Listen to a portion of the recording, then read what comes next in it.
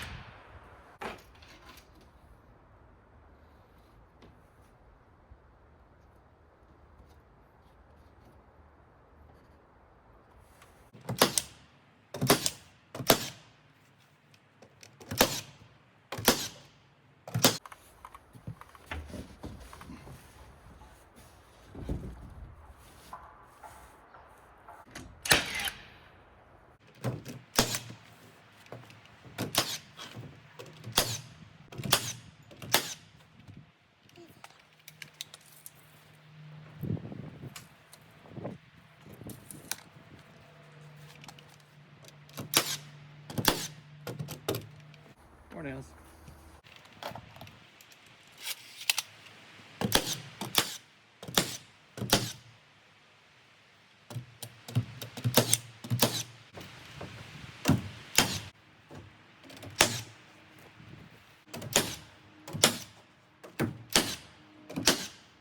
Well, guys, the first row of siding is on. Isn't that exciting? Anyways, I've got to come back through and do the second layer up above, but I'm still deciding on my flashing that I'm going to do because there's multiple ways of doing it. Now, I don't do siding all the time. I'm just a handyman, but the Z flashing, it's like a shape of a Z, of course, so up, over, and up. So you could do Z flashing there on top of this and then stick the next panel up. But because of some inconsistencies with the frame, it goes up and down a bit. I want to make it nice and straight looking no matter what. And so what I think I've decided to do, which we will see in the end, I have to see what they have available.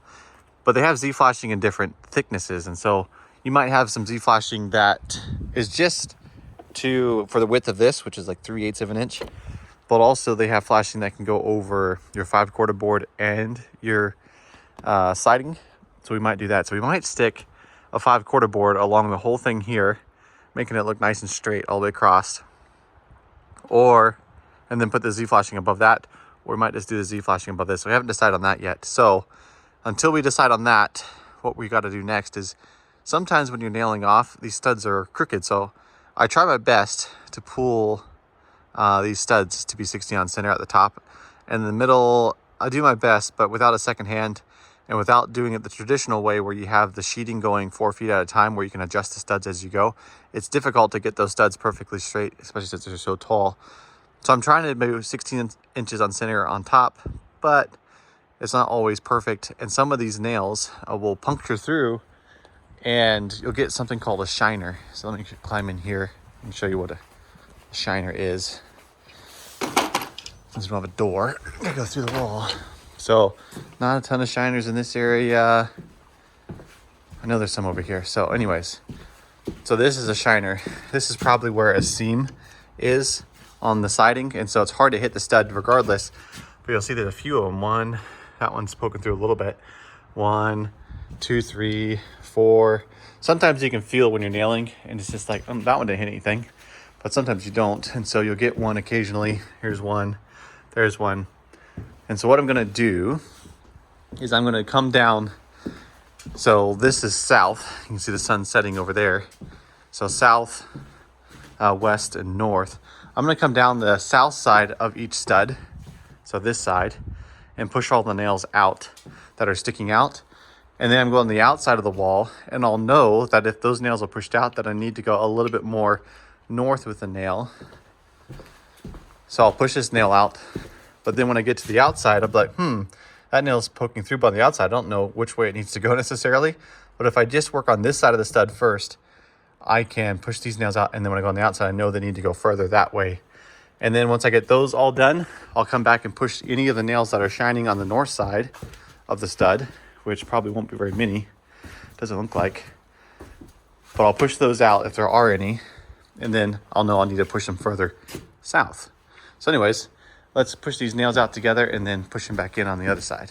So the tools that you want to use for this is a hammer, of course, and then a cat's paw. The cool thing about a cat's paw is it has, of course, you can pull nails with this side or this side. But this, if you get a nail that's really close to the stud, like this one, you can put that nail in that little crotch there. It's not made for this, but it works great for this. So you stick it in there and then push it. And if it's not close enough to the stud to do that, like say this one is bent out like this, you can either push it into the stud or you can push it out with this and then hit it with your hammer to get that shiner poked through. So like this. And you just need enough to poke out so you can pull it with the claw of your hammer. So you don't have to focus on getting all the way through. That one will have to come out and pull from the inside because it's through the siding. So same on this one. And then go on the outside and show you how to nail those back in. So here the nails are, the ones that I pushed out. Now it's kind of obvious on these ones which way the nail needs to go because there's a sheet split here. So I just need to angle this nail this direction. And then when I nail it in, I know it's nice and tight there. There's a nail missing here. It looks like, no, it's still there. And then up here, sometimes you'll have like 3. This one I had like 3 there, so I know that I missed. So I refired it, so I don't have to nail anything there. Angle. And then it's nice using your hammer because you know if you're hitting it or not. Because if you shoot it with your nail gun, it's a lot harder to tell if you've missed. So do that all the way down on the south and north side, and then I'll show you what the next step is when we get there. Next thing on our list is to cut the door out because we want to do the siding on this side of the house, and it's a lot more convenient to be able to walk inside when you have a door than you have all 4 walls. And so I don't want to walk all the way around to get into here when I can just cut the door out now. So we're gonna cut the door out. There's multiple ways of doing it. My favorite way is to poke a hole in one of the corners and then take a router and then router out your door. It's nice and clean, but I don't have all the tools for my router to change the bits that I need. So we're going to do it the simple, easy way, which is take your Sawzall, put a long blade on it, and then just follow the door line all the way down. So that's easy enough. So one time I was working on a building on a project and we had hundreds of doors and windows to cut out. And so they handed me a chainsaw and said, go for it. And I said, okay. So took my chainsaw, it was a loud, messy affair, but we got her done. So anyways, let's cut her out.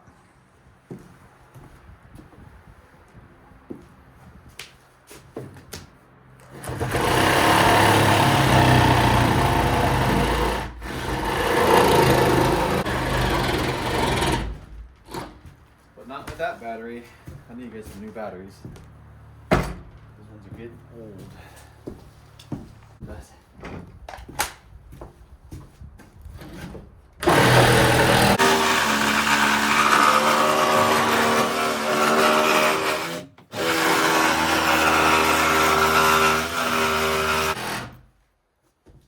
I forgot to mention the third way to do this is to drill a hole in the corners, and on the outside you can chalk a line with your chalk line, and then you can take your skill saw and just cut straight lines. That's also a nice way to do it.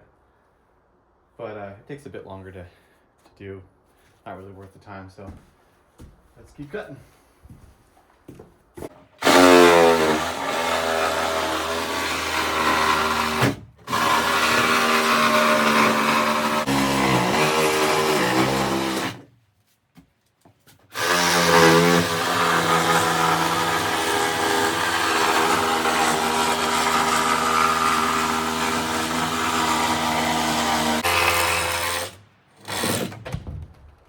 Ta-da!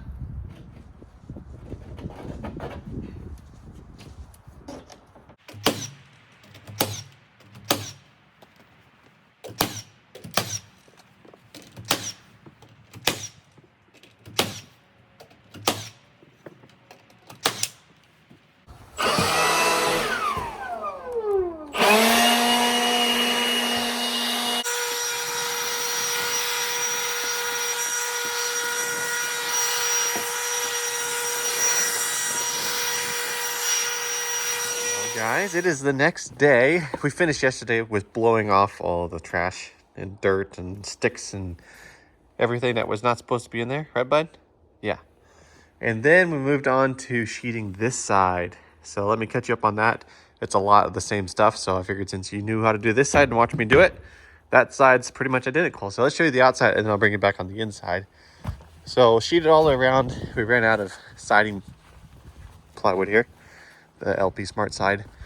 So we've got 3 more to do right here. So we have to go buy those.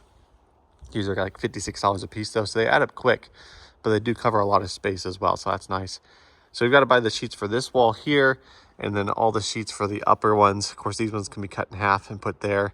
That one, I don't, we might be able to put half a sheet. We'll see. I think it's a little bit taller than that, so we'll see. But we've got the sheeting done all the way here, wrapped up all the way around, which is nice to finally have it kind of enclosed. That way people can't just walk through the walls anymore. And then on the inside, what we did before we put the sheeting on is, since you know how I was talking about how you struggle so much with one person trying to get these studs 16 on center from the outside as you're nailing the sheets on. So this wall isn't perfect, but this wall is much better because we took some of our scrap 2x4s and we nailed it starting there, going all the way across, and there's a screw on every stud, keeping it at 16 on center in the middle. So it's a lot easier. We don't have to go and measure the top of the studs anymore. They're just exactly where they need to be. So these sheets are on, so we can take those off now, which is nice. So I'm gonna leave those on, or leave it on until we get these installed. That way it's just all consistent and uniform. And while we were doing this, of course, we need to add this door. And I've mentioned this door before in the drawing here. It is for the mechanical room. So there's gonna be a door exiting to the outside. No entrance on the inside because this is only mechanical. So we don't need to access it and waste space on the inside of the house for it. But there'll be like the hot water heater or instant hot water heater, breaker panel and such all in here. And it'll be as big of an opening as possible that we can access things if we need to, or replace hot water heaters easily. So we put a header in up there, which is just a 4x6 because we had an extra 4x6. So that's nice because it's the same exact width as the stud. Whereas if you're doing like a double 2x6 like we did on over there, it's like a 1/2 inch short because they're 3 inches when you stack them together. So anyways, put the header in there, put in a jack set here and there. This will have some more support once we get to framing it actually. That's just to hold it there for now. That way it gives us the nice door opening for that. So that is what that's about. And it's looking great. So anyways, we gotta go shopping to get the rest of that sheeting and other stuff. We did go shopping and picked up some of the Z flashing, which we talked about. So as you can see, the Z shape there. So So there's 10 of those, which should get us all the way around. Those are in white, which is nice. And the reveal here is 1 1/8 inch. So that right here, from here to here, is 1 1/8 inch, which like we said, will cover the siding and this 5/4 board. So this will be the banding around the top of the siding. So we'll put this on top of this sheeting right here. And then that Z flashing will cover it. And then that next panel will go up there. So once I do it, it'll make more sense. And so instead of explaining it all now, we'll just wait till we get it put together. But man, oh man, is it looking cool. So I got a comment in the last video. Well, actually, right now it's 2 videos ago if you're watching this one because there's a video in between. But they were concerned about only having one nail or screw up there, which is totally understandable. But we haven't got the inside. And remember, our plan was to get everything dried in. That way, keep our floor from getting wet and keep our insulation in the floor from getting wet. That was the most important thing.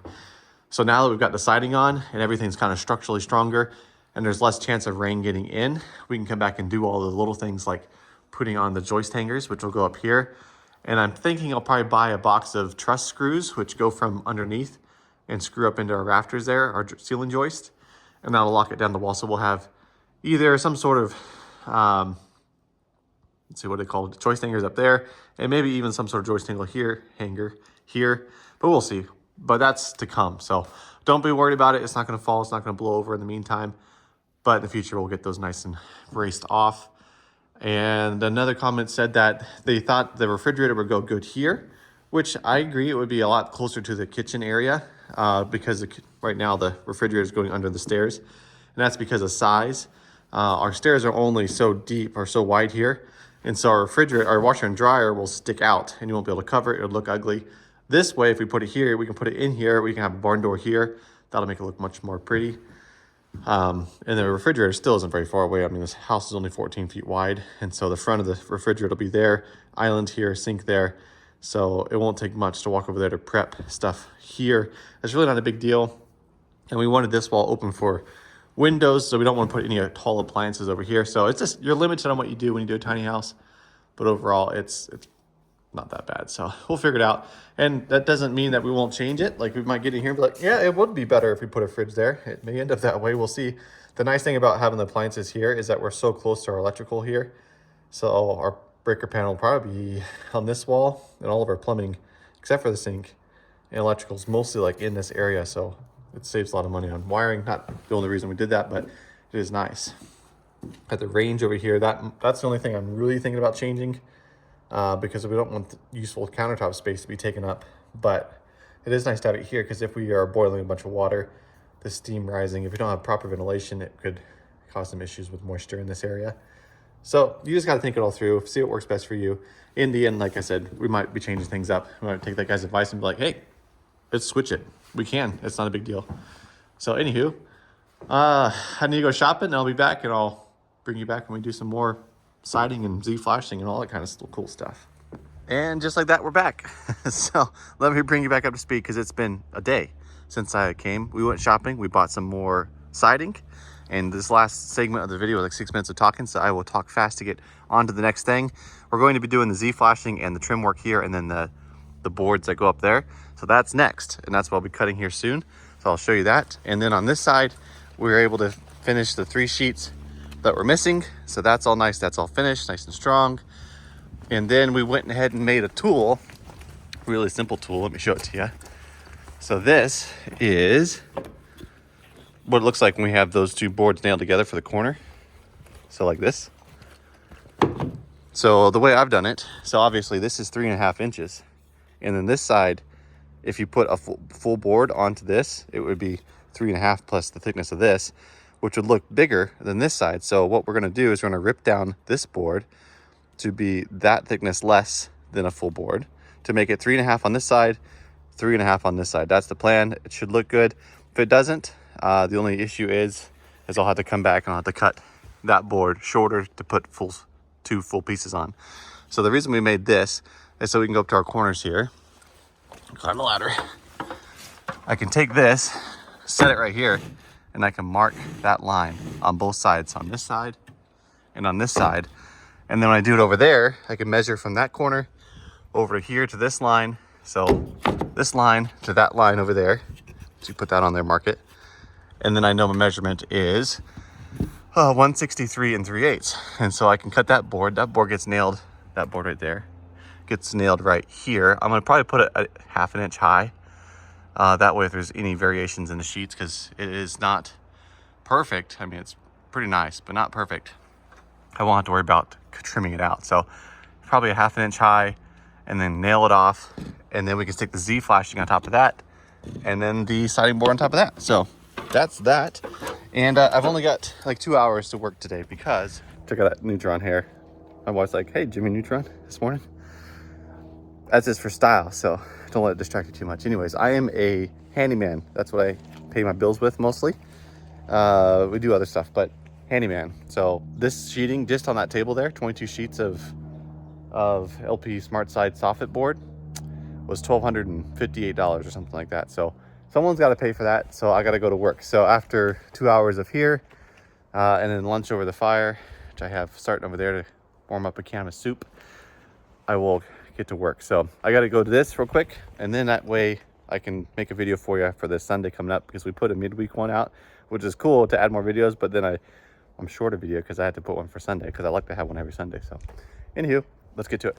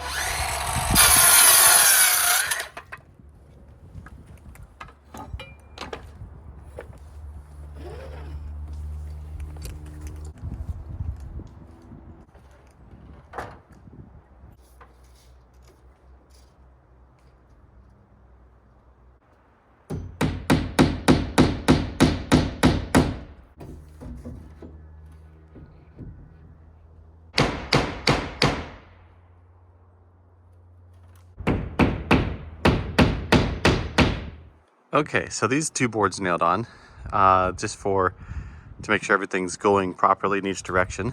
So you can see now what I mean by the lines lining up here. So this corner board will come up just like that, and we'll nail it off all the way down.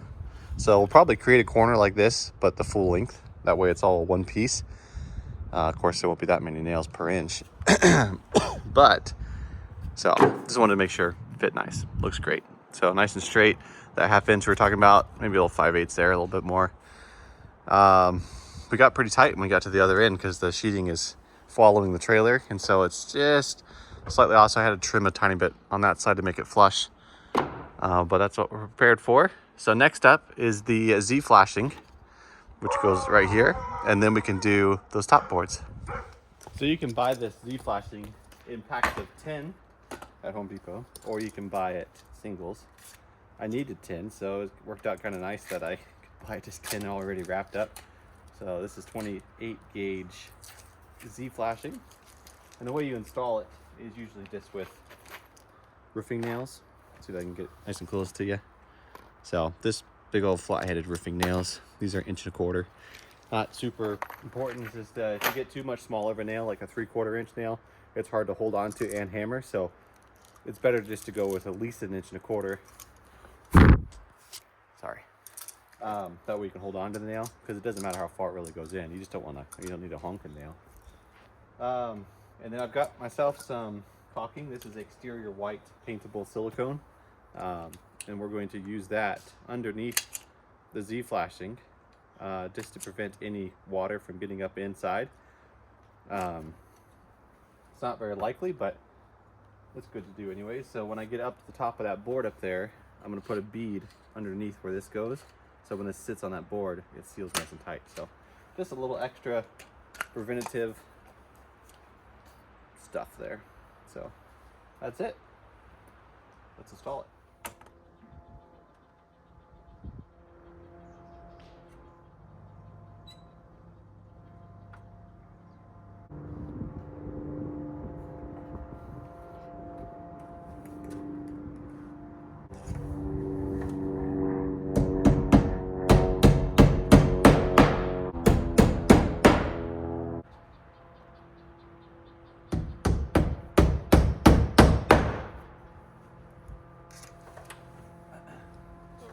Meant to mention that you can use other things besides roofing nails to do that with. Like you can use a cordless nailer, you can use a cordless stapler, a whole bunch of different things. This is just easy for me because it's slow pace, not a big project. But when in 2 weeks from now, I'm going to be doing a really big siding project, and so I'll be using probably my cordless nailers to do all of that with. But since I'm out here in the peaceful woods, there's no need to make a ruckus. Besides a hammer, I guess that's pretty big ruckus. But anyways, I need to cut a piece from that side to that side, and you can mark it on the wall just so you don't forget, and then when you paint over it, you won't even see it anymore. So 46 inches, so let's go cut that real quick. So 46 inches will give us enough of an overlap, since we have to overlap these pieces to keep it watertight, but then it also gives us enough room to reach the next stud. That way when I nail the two on together, this piece I'm cutting will slide over the other piece by like that far, and then I can send a nail through them both. So it's unfortunate because there'll be a double stack right here, so it won't look as pretty, but that's the way it's done. So take your measuring tape out, go on the end there, run it over 46 inches, and if you want to make it extra straight. So this cut doesn't really well, I was gonna say it doesn't really matter because it'll be covered up, but this one won't be. So flip your square over so you get a straight edge. Man, I really struggle with speech, don't I? And then take your tin snips. So there's different tin snips. These ones are straight cutting tin snips. There's right cutting and left cutting tin snips. They're usually green for left and red for right and yellow for straight, at least in these Irwin ones. But it's not super important. They all cut. It's just sometimes it's important because you don't want it to curl up one way or the other. So just cut this straight.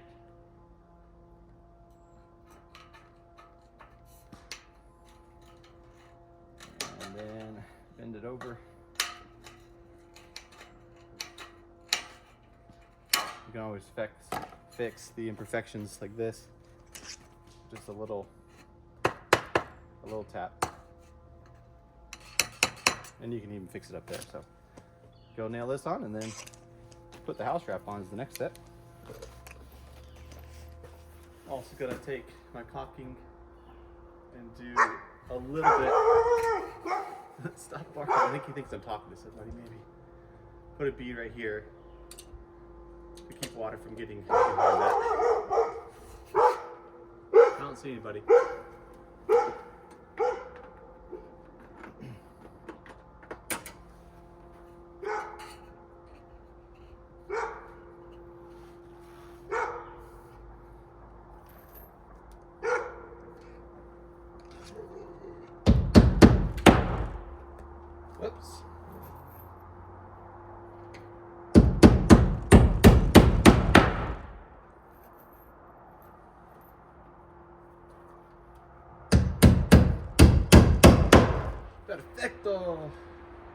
Una más.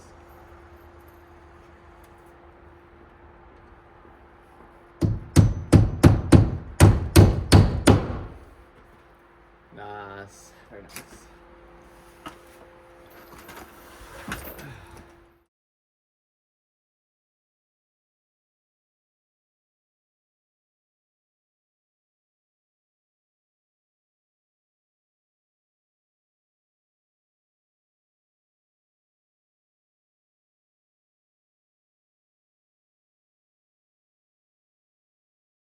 So, do I have any tips on installing this by yourself? Yes, I do. Thanks for asking. So you can see it's upside down, which I knew that when I hung it, when I started at the top there.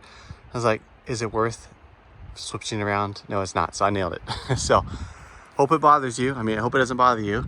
Anyways, it's upside down, but it doesn't matter. So it just looks better right side up.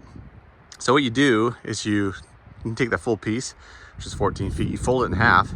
That way you can get the corner. You take that up there, you staple it there, you pull it straight down as best you can, keeping the words level, and then nail it up there, and then you can slowly pull it to the sides, and then you can cut it slowly as most conveniently as possible. So try to use your space. So instead of moving your ladder 18 million times like it looks like I did probably, try to move it as little as possible. So when you're up here, cut that section, staple it. When you move the ladder, cut that section, staple it, cut it, all that stuff all at once. So anyway, I was hoping to get this siding up here today.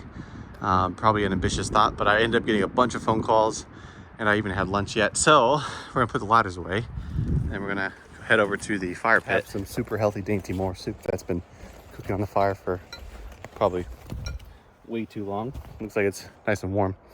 I still get a kick out of that Jimmy Neutron hair. I love it. I'm gonna keep it. I was just Marco Polo my dad and I was like, watch this. It's like a magic trick. Put it down, oh, it'll stay right.